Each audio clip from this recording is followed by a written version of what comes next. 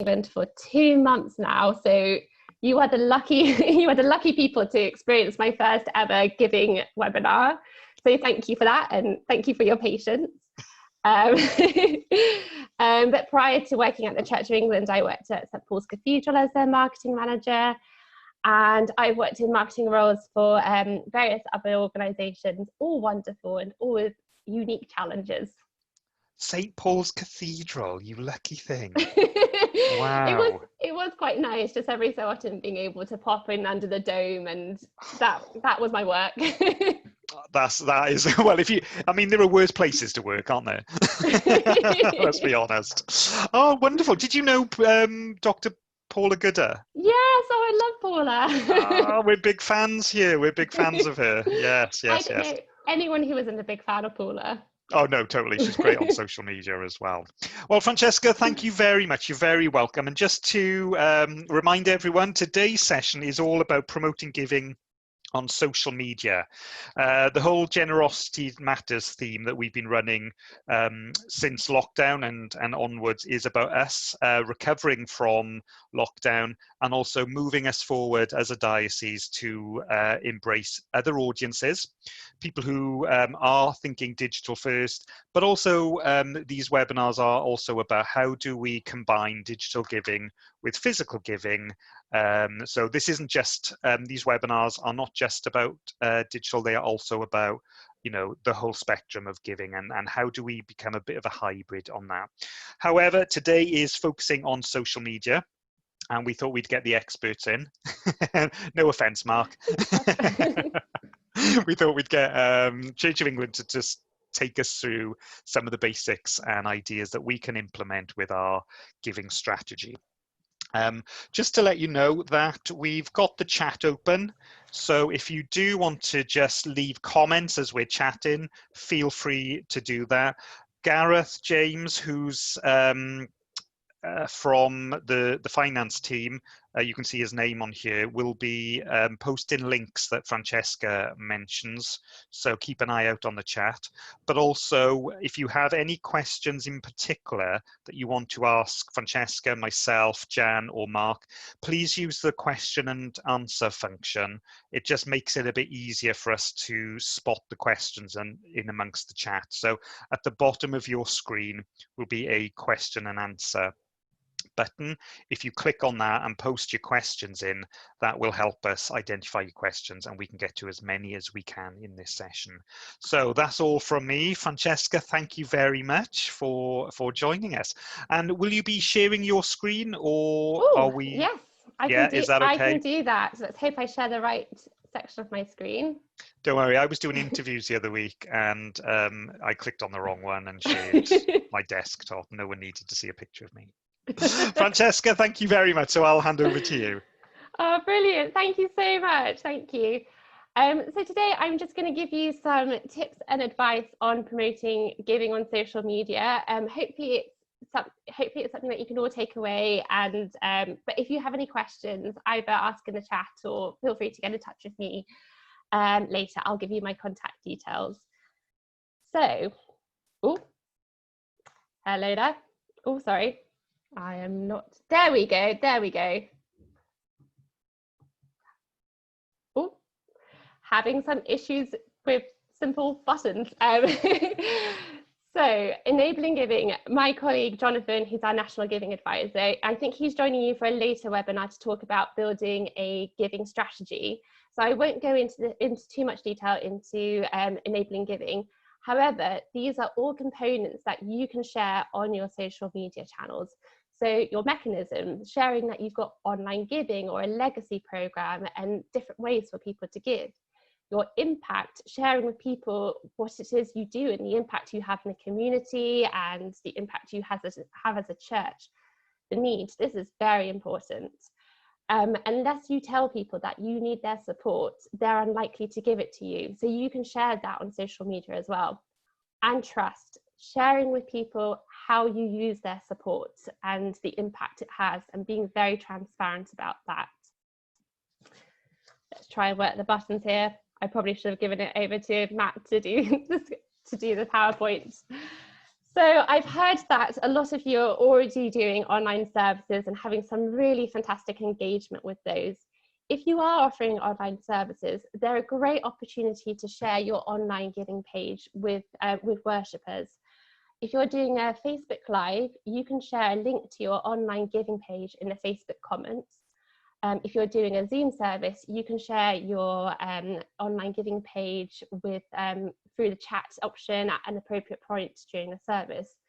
You can also do what Church in a Park has done and create an online giving slide with a link to your giving page during the offertory. Church in a Park have been particularly good because they've got the giving slide and they've included a link in their Facebook comments as well. So they're covering all the bases there. If you haven't set up an online giving page yet, don't worry. I believe that my colleague Nick will be doing a webinar in a couple of weeks' time about how to set up an online giving page. If you do want to set up one before then, I'm sure your diocesan giving advisor will be happy to guide you through the process. And we also have lots of guidance and advice on parish buying about online giving. A tool that we've created at the Church of England is a customizable giving video, and this is to support churches in encouraging online giving.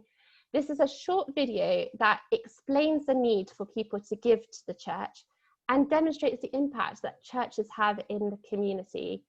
You can download the video and you can change it so it has the name of your church so that it's relevant for your audiences. I do believe as well that there is also a Welsh translation of the video which you can download and use as well. Once you've downloaded and customized your video, you can then share it directly on your social media channels. So you can upload it directly to Facebook and Twitter, you can upload it to YouTube and embed it on your website, and you can share it through your e-newsletter as well. If you do want to give the post a bit more prominence and make it the first thing that people see on your social media channels, on Facebook and Twitter, you have the option to pin a post to your pages. That means it appears at the top of the page, and it's the first thing that people see when they access your Facebook page or your Twitter feeds. So another nice way of encouraging Christians to think about giving and generosity is to have giving reflections on your social media channels. This encourages people to think about generosity and the role that it plays in their lives as Christians. Giving reflections are very easy to create. You can use them using a tool called Canva, which has a free basic web version. And I promise you, Canva is so easy to use and you do not need design experience to use it. I'm absolutely terrible at Photoshop. All my Photoshops are very fuzzy and all over the place. But I found Canva really good at creating very stylish, very classy social media assets. They also have templates in different sizes as well, so that you can ensure that the template is the right size for different social media channels.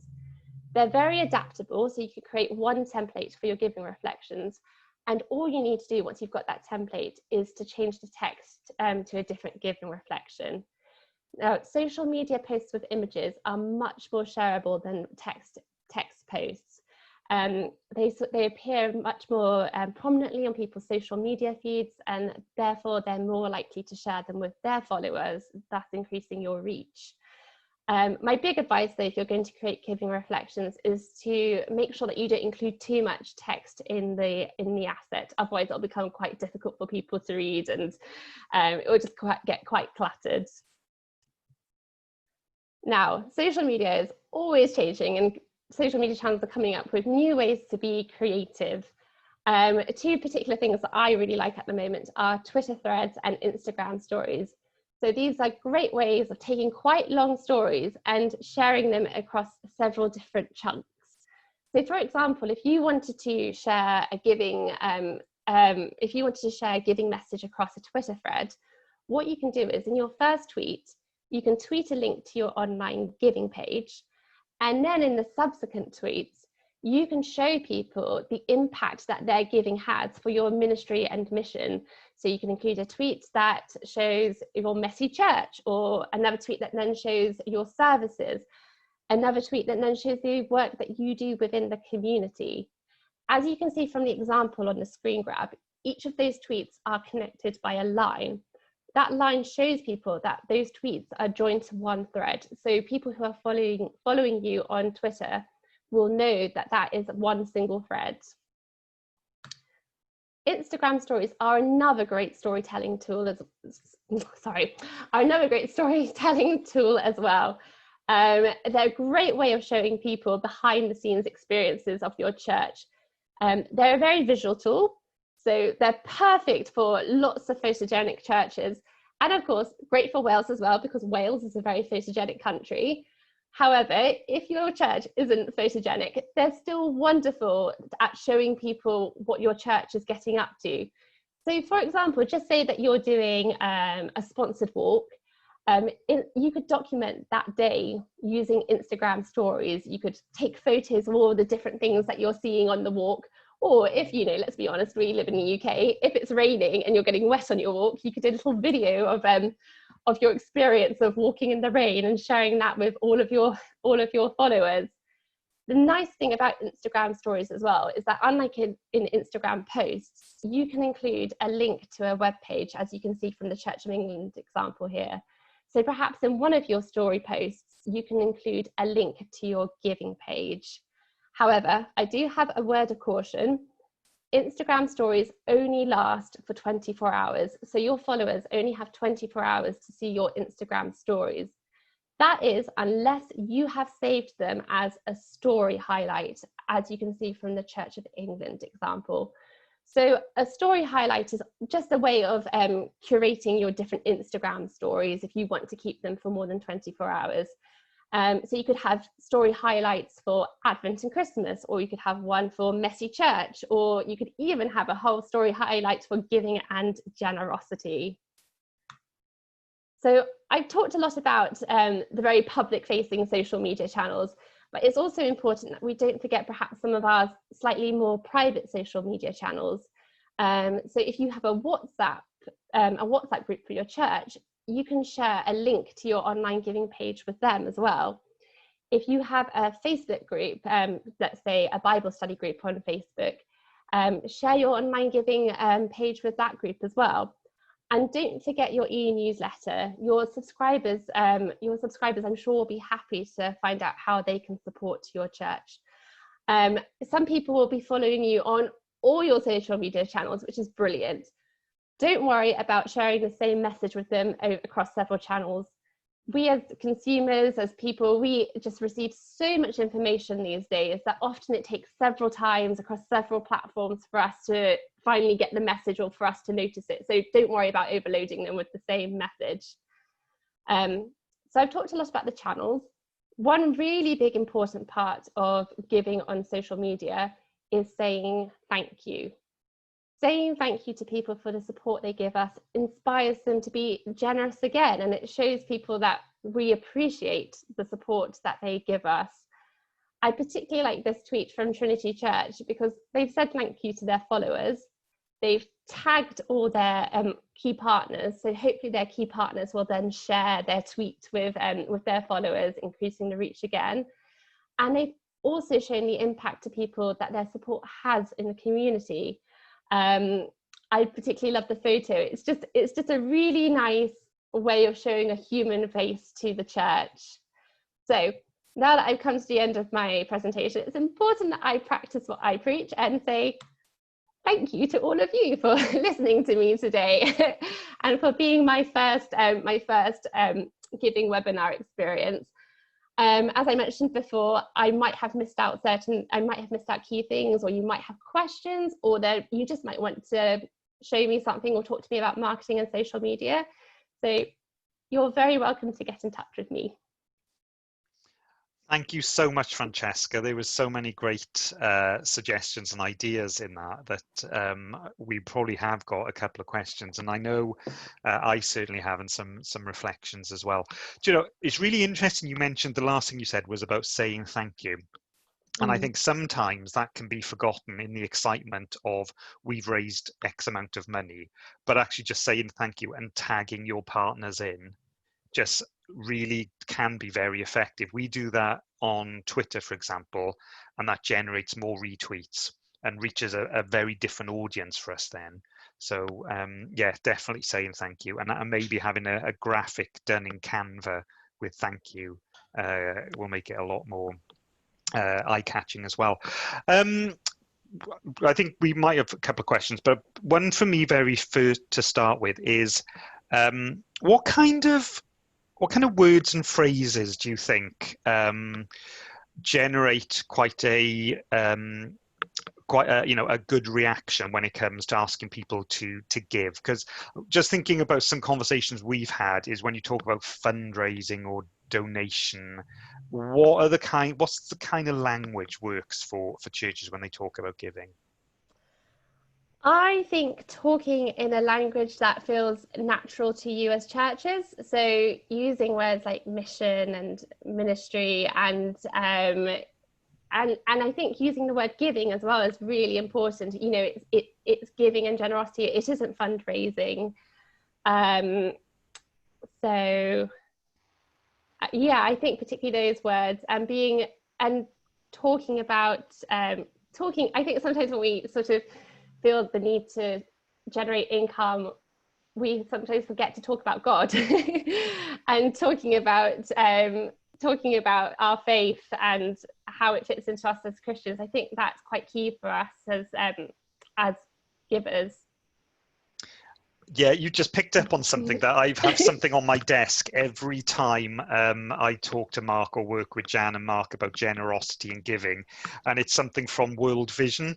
I picked it up at a conference, I think it was, and the language that they use is absolutely beautiful, and they talk about responding to a generous God, for example, and that kind of language, as you say, it speaks to people who understand what this is about. You know, it's not just asking for money, because it's us responding as Christians to the generosity that we have in abundance, and then how do we give that back? How do we share our love and what we want to share with other people? So yeah, I am a big fan of being unashamedly Christian sometimes on social, because that's what we're here for, and that does inspire a lot of people. Thank you for that.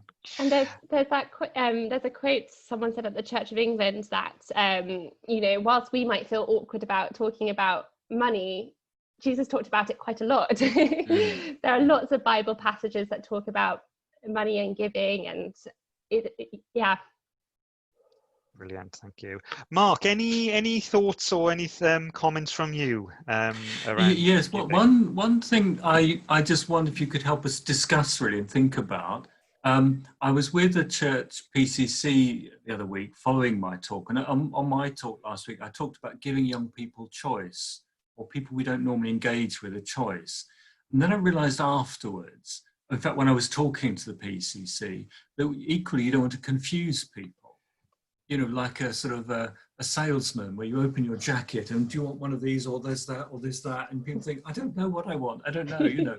So how when you've got different mediums, is there any advice about churches that have just one thing they're using, or can they use a number, or how do people deal with that, your experience? Any advice?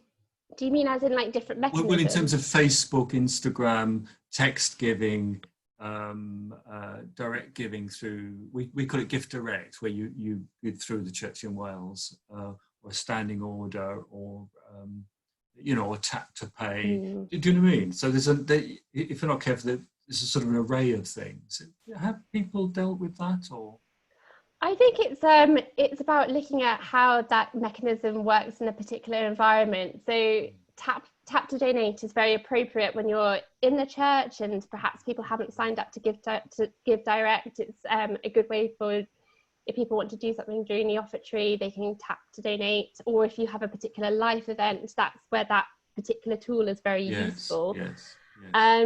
In terms across different channels, I think it's, for online giving, I think it's worth bearing in mind that whilst you might have a few people who follow you on all your social media channels, they do tend to have quite different demographics. So for the Church of England, we find on Twitter that's where you tend to get more of your internal audience and more of your sort of industry colleagues. Whereas with Facebook, it's more of a community. And on Instagram, you tend to get a much younger following as well.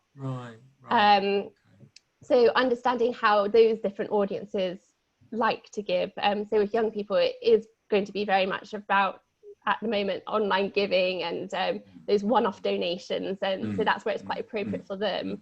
Yeah. Whereas perhaps during your service, you might want to mention Give Direct, because people there tend to be part of your community and regular givers. So it's just understanding the different needs of those different audiences. I think that's a really good point. Lovely. And yeah, and also I think something you just said reminded me that, you know, while not all our churches are on every social media, I'd say pretty much all of them are on Facebook. And if you just do one channel really, really well, focus your energy on that, where your people are. Instagram, I mean, we got a question from Edward in a moment I'll get to, but Caerphilly, for example, do Instagram really well, so it would make sense for them to do the stories and all that kind of stuff. But if you just do Facebook, do that channel really well with giving, and almost create a schedule as well, isn't it, of, you know, maybe it's every Sunday morning you post something about giving, so that people will be able to find it before they join your service and during your service, and then maybe later in the week you say thank you to, you know, the people who've given. So yeah, I think one channel, if you're on that one channel, do it really well and do it regularly as well. Absolutely. I think that's a good point. We actually have got a fair few questions coming through, but I've noticed someone's hand is up, and I think it's Pauline. So Pauline, I'm going to allow you to talk, which sounds like I'm a teacher, but if you do want to ask your question, you're more than welcome to. But you might have to unmute yourself. You've unmuted the wrong Pauline. Okay. Okay, Pauline Smith, I think it is. Pauline Page. Not Pauline Page. It's not you. Okay, so Pauline Smith, if you would like to just ask your question, or put it in the chat if that's easier. Other than that, Gareth, have we got any other questions? Yes, we do. We have one from Maggie Thorne. She says, I want to get to grips with all modern technology, but she often feels overwhelmed by having to learn new skills on what seems like almost a daily basis. This is fast becoming the new normal for clergy, but it's all in addition to the many tasks that we have to do already. Instead, is this something we could be encouraged in ministry areas, i.e. a giving officer or communications officer? Should I get... Yeah, go on, if you've got some thoughts on that one, and then maybe Mark as well. I completely sympathise, Maggie. As someone who works in marketing and social media, and I'm sure Matt is probably the same, this is always changing, and it feels like you have to be on top of different things all the time, having to stay on top of the latest trends. Like I went into Facebook, I hadn't used Facebook, a Facebook page for a while, and I went in the other day, and Facebook Studios just completely changed. So I completely sympathise with you. In terms of is it something that a giving and communications officer can do? It does depend on your church and depends how the makeup of your PCC, but you might be surprised that there might be people in your congregation who have those digital skills that could help you with your digital strategy. So in my church, we have different members of the community who help with the Zoom services. We have particularly, it's not always the way, but particularly the younger people who are quite good at social media, and that's the thing they do. And then someone else does the newsletters. So that is another way that people can give and be generous to their church. If there's anyone who can help in your church, I'm sure they would be happy to. It seems like quite a good strategy as well, having, if you've got someone who is able to do it and is the communication or giving officer role, for example, and that's their sole responsibility, seems like a good strategy of making sure that it always happens and they can report back, etc. The other thing I think I would suggest as well is thinking about advocacy, because every one of the people who goes to your church could be if they're on social media, could be sharing that link that you post out. That means it gets to more people as well. And there's something about encouraging others, not just to give, but to share the opportunities to give as well. Because what we've noticed in the office, that people do want to give. They just find it hard to find how do you give to their local church. It's not always that easy. So if you've got someone whose responsibility is to focus on making sure that website is up to date, Facebook is always going to be updated with giving stuff during the service, it seems like a good strategy. But don't forget about your membership and your congregation, who could also be sharing your message of giving to their friends and family as well. If I can comment on the ministry area component, which may be helpful. I think that's an interesting thought, that as ministry areas develop further, for Francesca, it's where parishes form teams in much larger areas. Many areas of the Church of England are doing the same thing. So you still have a traditional parish there, but it sits within, the parishes sit within a bit more like modernised rectorial benefice, really, with a team of people. We're investing in that quite heavily. I think it is something. I think when a few years ago we were thinking of ministry areas might have a youth officer or a schools liaison worker or a chaplaincy worker. Now increasingly I think the conversation will be about communications people, and that could be part-time, full-time or voluntary. The other thing I want a little plug here, not to divert us, but to put it into the conversation, because Matt sent me an article which just made me think enormously of some churches already starting to say, we used to have a lot of volunteers when we ran services. We did it as a team, but online, there's only 2 or 3 of us doing it. And we've now got some big churches in America. One church said he had hundreds of volunteers, like doing the car park attendance and so on, that don't do anything now. And we're losing them, their place in the community, because we put on an online service with 2 or 3 people. And I think that's something we need to think about. And I was very glad you were saying that for our churches, which may be smaller and more local, you get a team around you. And this morning I spoke to somebody who is a digital sides person in a church, one of our churches. That never occurred to me, that we had digital sides people. And his job is, during the offering, to explain to the several churches how they can give to their church, which again, I hadn't really thought about that. When you've got 3 churches with one podcast, they're saying, and if you're in this church, this is how you give. And it's like a list of texts that you can use to give to different churches. So I think it's people being creative and imaginative and having a go, isn't it? And thinking as a team, how we do these things, and all kinds of things will emerge as we move forward. Yeah, just a few thoughts there. No, that's great. Thank you, Mark. Gareth, I know there's, I can see a few more questions as well. Yes, we do have a question from Noel saying, has the Church of England carried out any research to find out how many parishes are using social media and have a giving page on their website? Oh, that is a good question. And it's one that I'm afraid I don't actually know the answer to at the moment. I think the best place to look at is the Church of England has the Digital Labs page, and they tend to put out quite regular blogs and different research and how people have responded to certain things about the pandemic. So that is probably the best way to go at the moment. In our team, we're sort of getting to grips at the moment with everyone sort of moving to online, and our giving advisors have done quite a bit of work for us and looking at who's got a giving page on their website, but I don't think we have any definitive data yet. I'm sure one of my colleagues will come in a couple of weeks' time and say, no, she's completely wrong. We do. But at the moment, I'm not aware of it. It's an interesting question from Noel, actually. Noel Armstrong's been doing some work with us since lockdown around giving.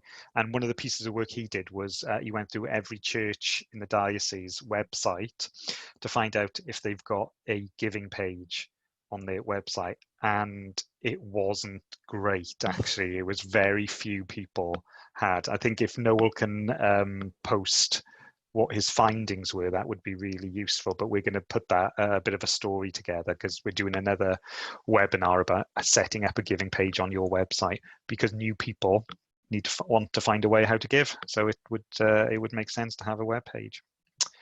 Brilliant, thank you. So guys, if you've got a web page for your church, if there's one thing you do today after this is update your web page and put a giving page on there so that everyone knows how they can give, and then use that link on social media as well.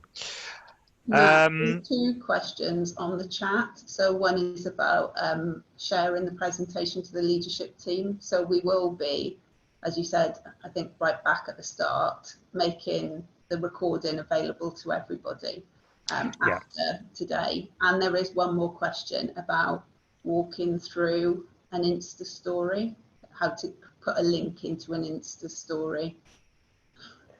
Oh, that's a step-by-step on a Zoom chat. So it's probably easiest if I get my phone and have a look. Oh, sorry, had it attached to my speaker.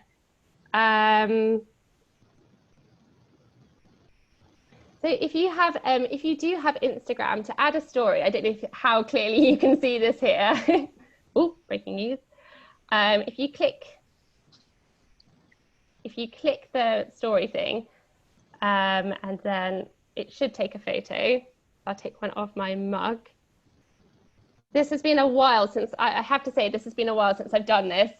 But if you can see on Instagram story, I'm really sorry, this is very, this is very basic, but that little symbol there, that is, oh, sorry.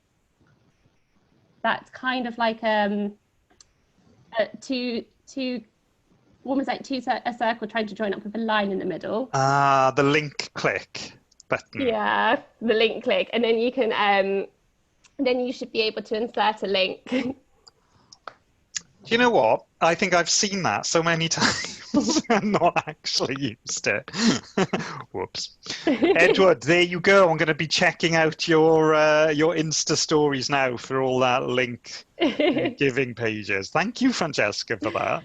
You're welcome. I don't know if because I've never done it on my personal feed. I've only done it for a branded account. So there might be restrictions about whether you have to be a branded account or something, but I can have a look and I will send the advice over to Matt and Mark to pass on to you. Great, thank you. We've just had Noel come back with the stats for how many parishes in the diocese have a giving page. I should have done a poll on this, and it's 15. Only 15 have a giving page on their website. Okay, guys, let's get. That was in mid-July. By mid-August, it might be an improving. Yes. I hope so. Come on, let's double those figures. Yeah. Let's triple them. All right, let's do that. Yeah. Gareth, was there any more questions? Yes, there's another question. There's one more at the moment from Noel Armstrong. It says, we see many churches using Facebook, Twitter and Instagram, but what about LinkedIn? Should churches think about setting up a LinkedIn page and group? LinkedIn is an interesting one. I think LinkedIn is good for connecting with other colleagues within the church and other clergy and building those industry connections, but not so much. I don't think you're very likely to find your average worshipper using LinkedIn for worship. They might be using LinkedIn, but it's probably for trying to find a job or make professional connections. So I don't think in this circumstances it will be the most effective channel, unless your church happens to be specifically for the financial centre or something like that. But yeah, I wouldn't recommend it as your primary channel. No. Fantastic. Gareth, are any other questions come through? None at the moment. We've answered all the ones. Fantastic. Guys, if you've got a couple of minutes, so if you do have any questions, put them in the Q&A or in the chat, and we'll keep an eye on it. Francesca, I'm just gonna say if there's 2 things people could do today after hearing you talk, what would you recommend those 2 things people would do that would have the biggest impact? Oh, that is a good question.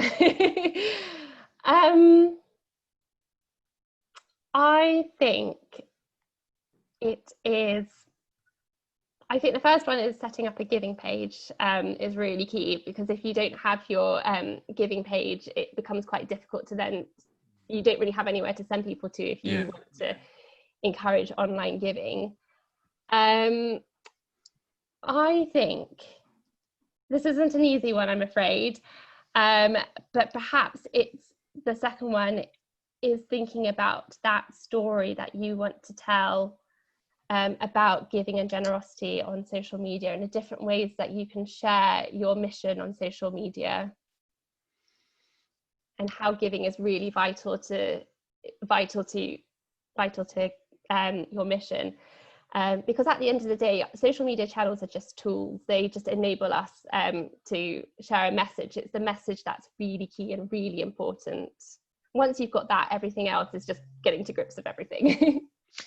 It's a really important point, actually, isn't it? One, giving page, and two, what's the story you're trying to tell? And that's what's the story of your community? Where does this money go? How does it help people? If you had more money, what could you do with it that would benefit the community? That is the story, isn't it? That's what we're trying to do. We can try and do more and hit and reach more people that way. Brilliant.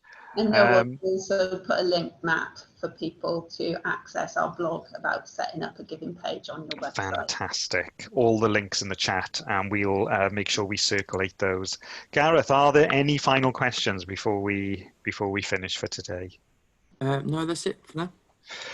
Brilliant. Francesca, just want to say thank you so much for your time today. There was so much rich content in the presentation, and I know I'm going to be going back and watching again, because there was a couple of things I just need to follow up on, because there was some really good stuff in there. So thank you very much for your time.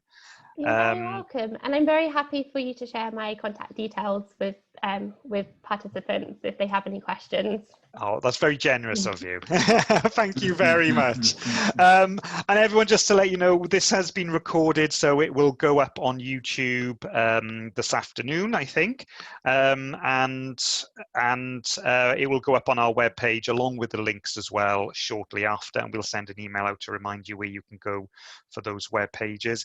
In the meantime, if you've got any questions, as Francesca said, she's very generously said that you could contact her, so thank you very much for any questions. But also don't forget, Mark and Jan are there for your friendly finance team in the diocese, who are there for helping you as well along the way, so please do make use of them, and if there's anything I can do as well, then please drop us a line. But in the meantime, thank you very much to Francesca. Mark, thank you, and Jan for attending, and as always, the man behind the scene who make all this really easy, it's Gareth, Yes. who's an absolute star. So thank you very much, Gareth, for keeping an eye on all the things that I forget to look out for. Have a wonderful afternoon, everyone. Enjoy your weekends when they come, and we shall see you all soon in the next webinar. Thank you very, very much. Okay. Thank you. Thank you. Thank you very much. Bye.